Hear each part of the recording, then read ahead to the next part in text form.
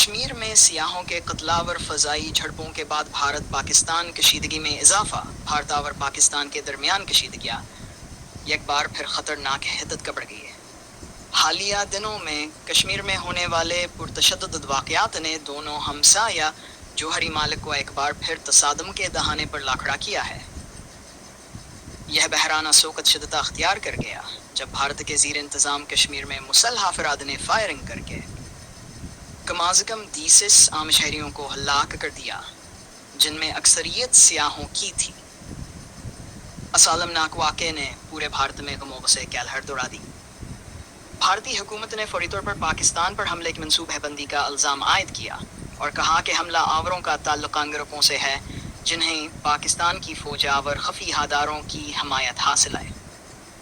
پاکستان نے ان الزامات کو سختی سے مسترد کر دیا اور پیگنڈا قرار دیتے ہوئے بھارت پر الزام لگایا کہ وہ کشمیر میں اپنی اندرونی ناکامیوں سے توجہ ہٹانے کے لیے یہ الزامات لگا رہا ہے۔ صورتحال اسوقت مزید سنگین ہو گئی جب پاکستانی فوج نے اعلان کیا کہ ہس نے بھارتی فضائیہ کے 5 طیارے اور ایک ڈرون مار گرائے ہیں۔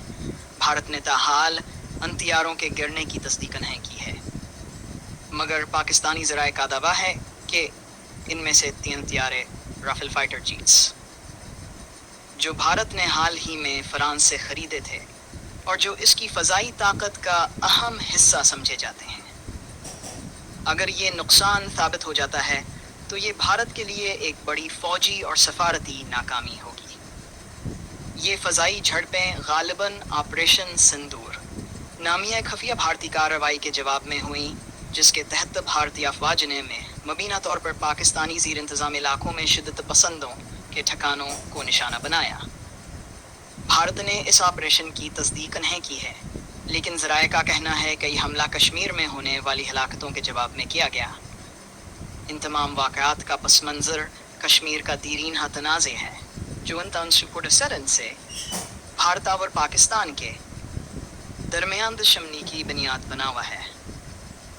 دونوں ممالک کشمیر پر مکمل دعویٰ کرتے ہیں، مگر اس کا ایک حصہ کنٹرول کرتے ہیں، جو کہ لائن آف کنٹرول LOC کے ذریعے تقسیم ہے۔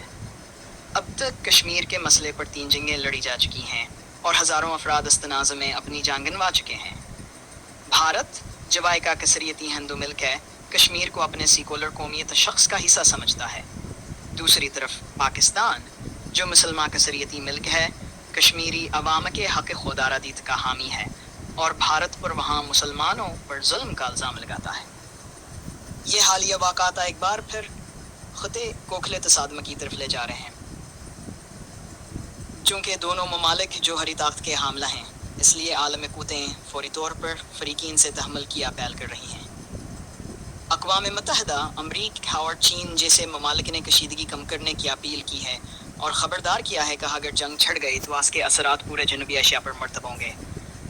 اس صورتحال میں سب سے زیادہ نقصان کشمیر کے عام لوگوں کو ہو رہا ہے، جو مسلسل خونر یہ ضیاع اور خوف کی زندگی گزارنے پر مجبور ہیں۔